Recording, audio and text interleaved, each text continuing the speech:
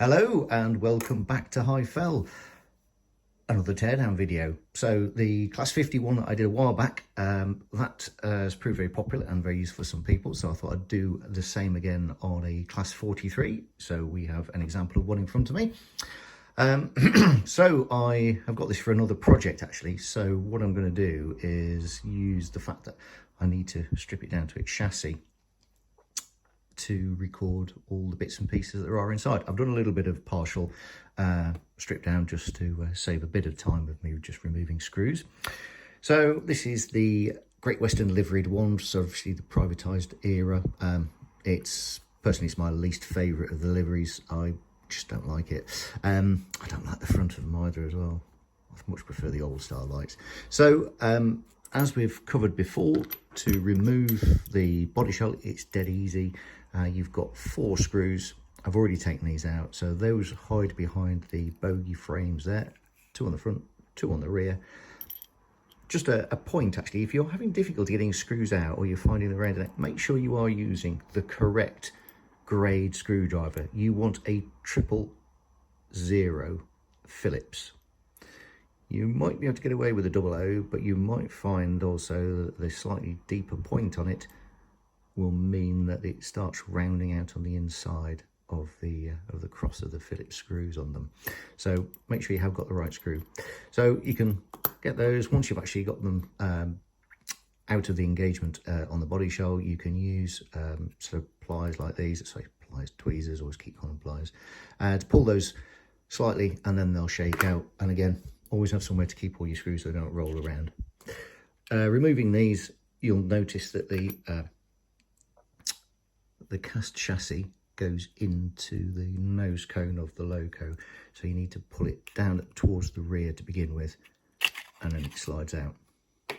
Because I say I have a project for these, I'm actually going to sell, and they are listed on eBay now, so I'll put a link in there, so if anybody's interested you can buy those, and then you've got an easy and inexpensive way to have some alternative liveries. You can either keep them as that, they're going to come with the GWR plates as well, that'll be included, but just the body shells on their own, none of the chassis, none of the motors or anything like that. So it's a dead easy way of doing it, so if you're interested, buy those, unless of course they've already been sold, in which case never mind. Okay, so some of the screws I've actually removed. You've got, this one is a sound fitted one. So the first thing I do is just pop the decoder out. Always a good idea, even if you can access screws. I always like to take stuff like that out so it doesn't get damaged. And then you've got 4 screws that hold the main PCB. I've taken 3 of them out, and remember, just like on the 50, you've got these plastic, like clear washers, and they act as like little insulators. So this is just the last one that I'm going to take out here. And just to give you an idea, that's the length of the ones that are holding the PCB in. So when you do lift this clear, make sure that you don't lose the washer. Just pop that in there. And then you can start to just move this to one side. And then you've got these 4 screws which hold the top frame that secures the motor in place. So again, now just to show you what those are like, that's these ones here. So they've gone a little bit shorter. I will actually put also in the description what the screw descriptions are. Now some of these are like self-tappers, and some of them are actually proper machine screws. In other words, they've got a regular thread all the way along rather than a pointy one.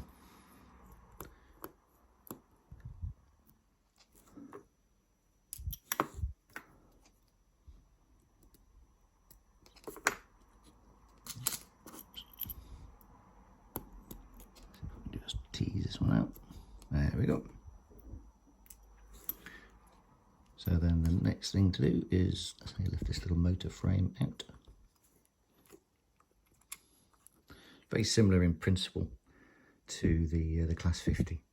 And notice when you do come to put these back together, they've got different ends. So where the bearing sits in the end of the motor here, it's got a larger cutout.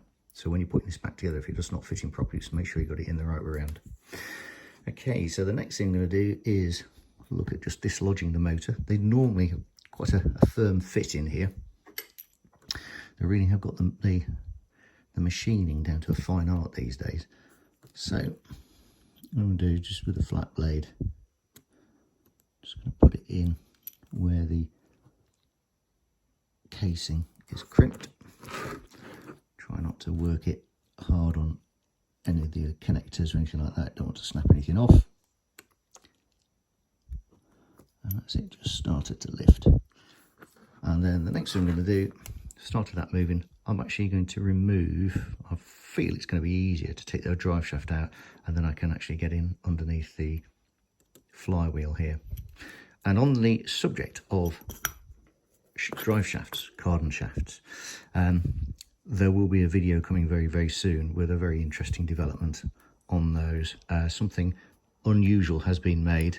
It's been tested very thoroughly, and you will be able to see that and marvel what happens when high performance engineering starts meeting model railways. But more of that in another video. So this is the little cap that holds the top of the gear tower together, and you can just ease that off. It's got two clips on either side. I'll show you how it looks. It's a bit easier to understand once it's actually off the loco.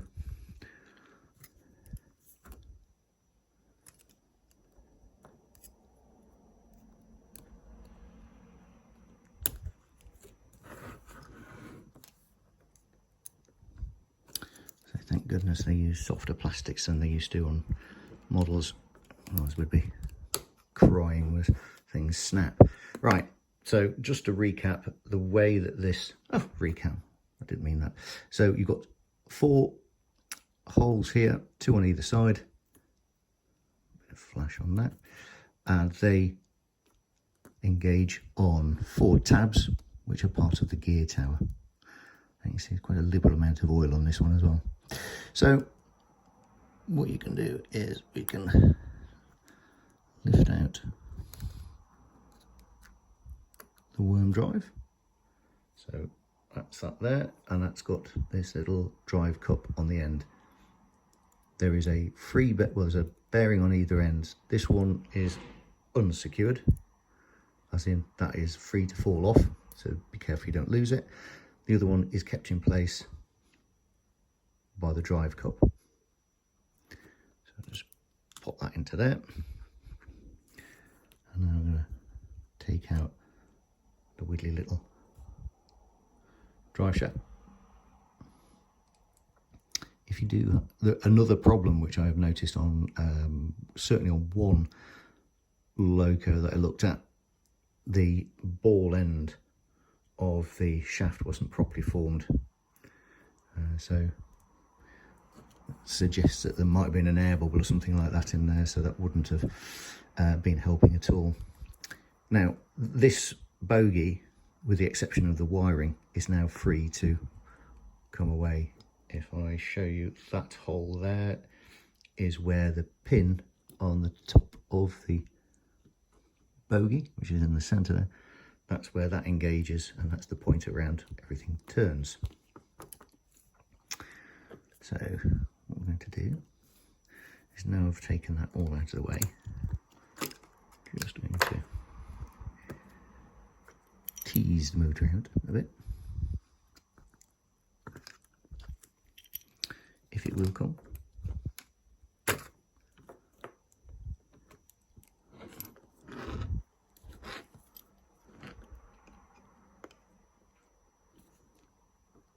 There we go. You need to do it. That's it, you need to do it both sides. Snug fit is definitely the phrase I would use for this one. Certainly not like on the Pacifics, where the the motor has got a little bit of, should we call it, free play. Right, it's released itself. And so what we can do is just pop the motor to one side, take that shaft out. Now this is brand new, this, and I'm actually going to show you. Yep, there's another faulty one. So this is, I presume that's not done on purpose, but there's no, that's not round all the way through, and it's also slightly bent. You can see that it's already bent already. So hopefully Hornby will be getting on the case of that, particularly when they see what has been developing. Right, so I've popped my soldering iron on, so that's been getting warmed up ready, and I'm just going to desolder the wire on here.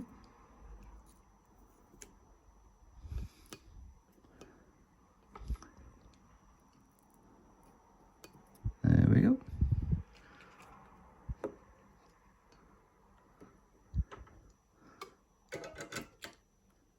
And the thing that I always say to people, and I haven't actually remembered to do, is mark with a red dot the positive. So I shall get my paint marker and I shall come back and we will do that. Here we are.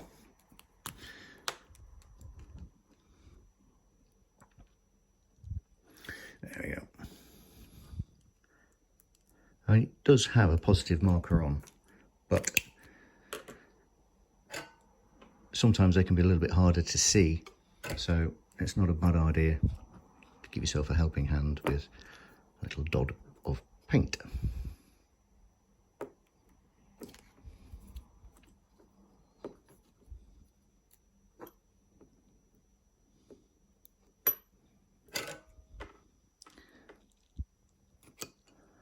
Looking at it, maybe that end of wire could be doing tidying up as well at some point. Right, so that's our motor free. That's it in all of its glory. There is, you can see there is cast into it. There's always a positive marker for these things, but anyway, that's is on there. There we go. So now we have the next job, and I'm going to desolder the bogies. So get that into a position where you might be able to see it. So on this, just a question of move the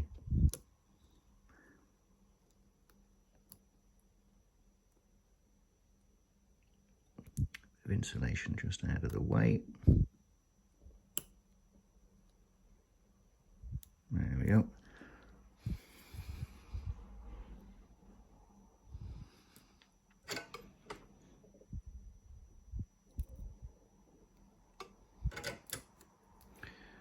Flip it over and do the same on the other side.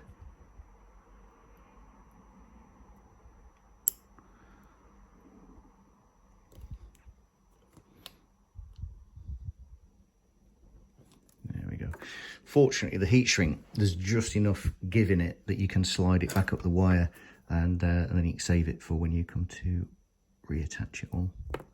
So there we go. So now we've removed one of the bogies. This is the rear one, and we can have a little bit of a delve into that in a moment. I will press on, do the same on this front one, and then we can look at the next parts to strip down on this. So I've removed the front bogie just the same way as the rear one. Didn't really need to double check it.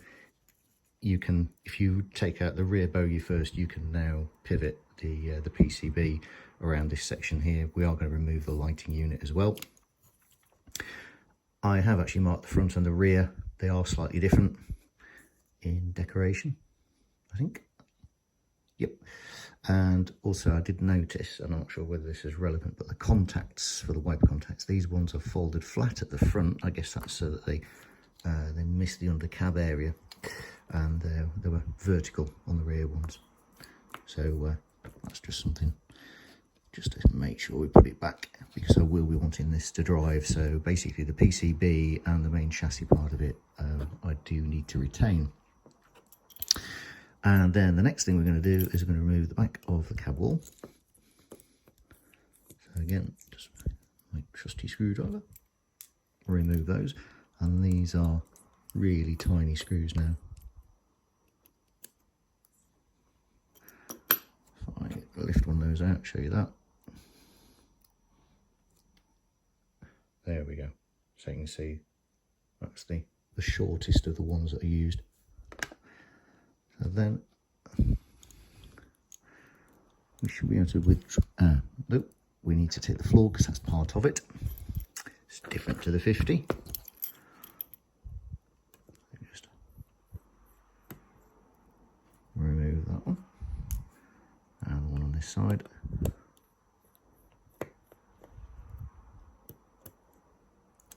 There we go. So 4 screws.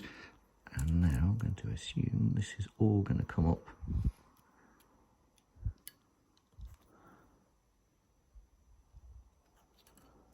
in one piece. He said assuming. And that is actually part of the casting. I think this may have a little peg on the bottom. I wonder if that is locating it down there. It's just on some little tabs at the back here, so that's just a little bit of a firmer fit. So just using the edge of your knife, you can just use that to bring that up, and then we can remove the complete PCB. So obviously it's got its speaker installed.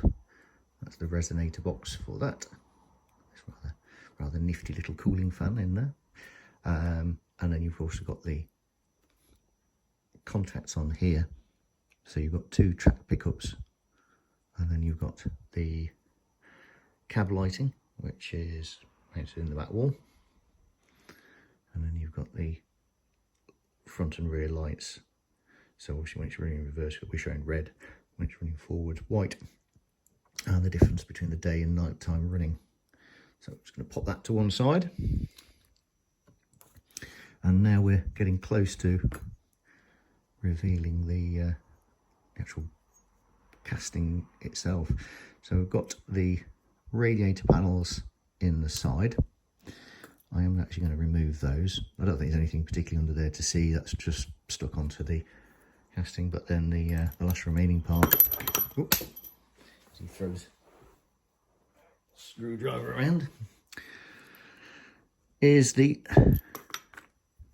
get the right device, get the kinetic coupling. So again, these are the very small screws that attach this. Now these always have a spring under here, so just be careful we don't lose that. So that's the cover, and again, slightly different arrangement again. I have to say, the machining on this is beautifully done. That is really nicely done. Right, so the next thing I'm going to do is see if I can successfully separate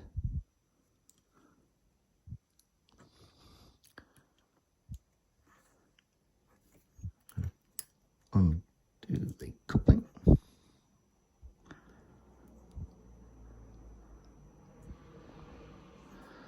And see if we can get this.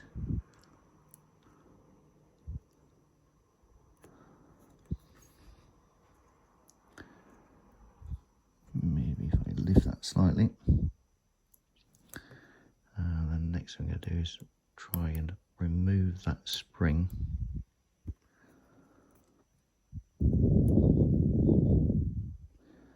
Now, I would say, unless you are intending as I am making changes.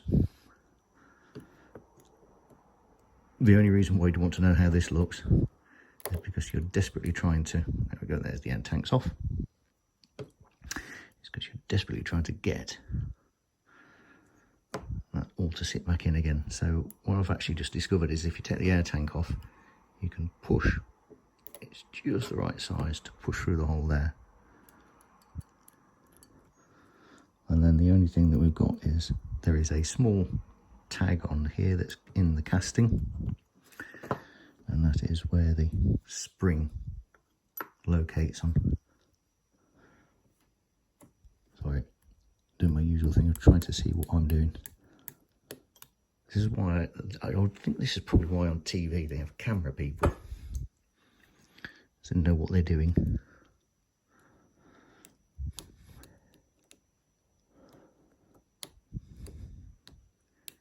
Just carefully try and get that spring over there. Oh, and job done. So I'm going to leave it on there. So that's the main part of the kinetic system. So that is where your pocket is for the, let's see if I can hold that with a pair of tweezers. So this is the NEM pocket to take the coupling, whatever coupling system you want to use. The spring that brings it to centre, and then this is like a guide plate which runs inside here, and this has been machined after it's cast. That's been milled out. So not in any doubt, these are actually exquisitely made, even down into the chassis. Excellent stuff. And interestingly, these feel like they're metal. So I think the yep, looking at that, so the rear pipe work here, or rather the electrical connectors, they are actually as part of the casting. The tanks, that's just a piece of double-sided tape, so that slides away there, and that is another plastic piece which is inserted in there. I think for now we will try to see if I can remove it.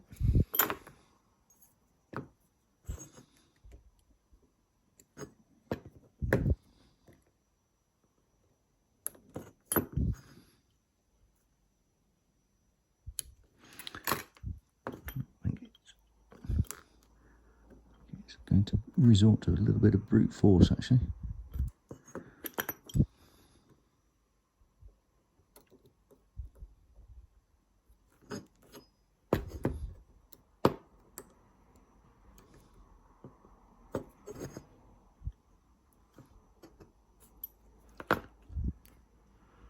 There we go.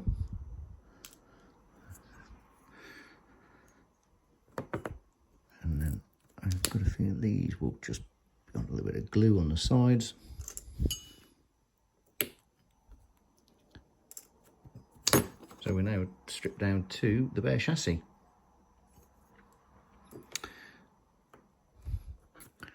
We will have a look at a bogie. So I'll pick this one up. If you want to strip these down to clean any dirt or anything like that, or service any components inside, the gears are available as spares. So should you suffer any wear and things like that, you can get those. And then to remove, there we go. All you need to do is unclip the side frames, and then the wheels will withdraw. So you've got individual bearings which then sit inside the plastic body of the gear tower. And if you want to separate the gear tower, just going to have a look. Yep, this one, just like on the 50, except it's 2 screws on this one. I think it was 3 on the 50. We have some screws on here, and you can just withdraw those. I'll show you what they're like inside, and then I'll pop it back together because they do want to keep these parts intact. And then you can, that's right, if we push out the shaft for the first reduction gear,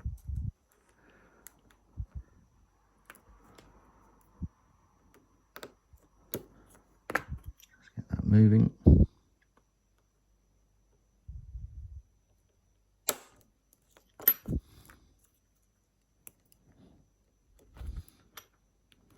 So if you push from the thin end, that should work quite easily.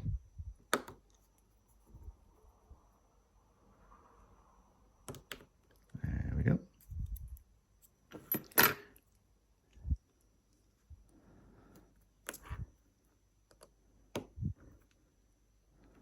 And we should be able to separate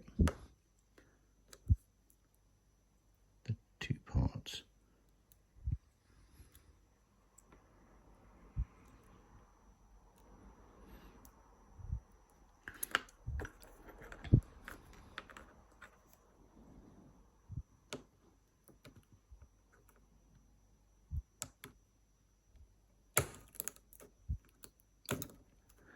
Watch your fingers.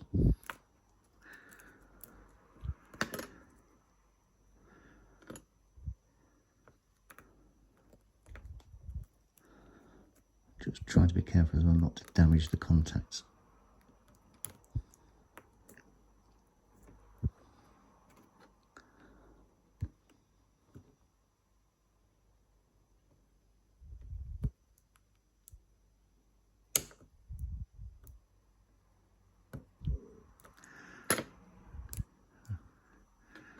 So we're getting closer. There we go. So on the 50, the casings came away a little bit easier, a bit hard on this one. So all I've done is on the thin end of these gear shafts, I've just pushed them back to release them from the outer part of the casing there. So that's revealed how it is. We've got this initial reduction gear here. So the motor sends the torque down the cardan shaft, which then drives through a worm gear onto the larger gear here. That small one next door is then driving the next one, and this is obviously a reverser gear, because as that one goes round, or rather if I do that clockwise, you'll see this one goes anti-clockwise, so of course that drives that one clockwise again, and it's a Bobo, so it's just the N2 gears that need to be. Reassembly, very easy. Line it up, push it together, and this time I'm going to pop the screws in at this stage, and then that will hold all of the case assembly nice and firm. Just make sure they engage properly.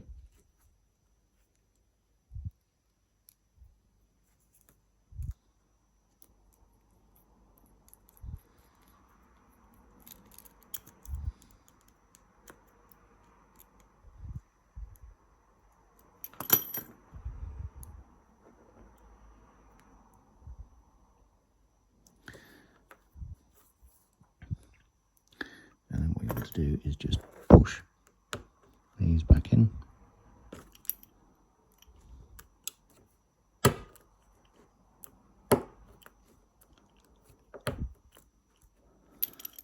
make sure they've engaged on this side. You can see there they are.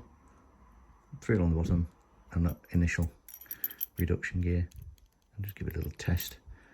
So if I move around on there, everything's running fine, all hunky-dory. So there we go. That's what your Class 43 is made of, and a fine thing it is too. So thank you very much for watching. Hopefully you've enjoyed that. If you were curious, but not intending to take your locomotive apart, I've saved you a job. If of course you find yourself having to do some repairs, hopefully you find this useful of knowing what goes where or how to get things apart. Thank you very much for watching. Do take care, happy modelling, and we'll see you on the next video.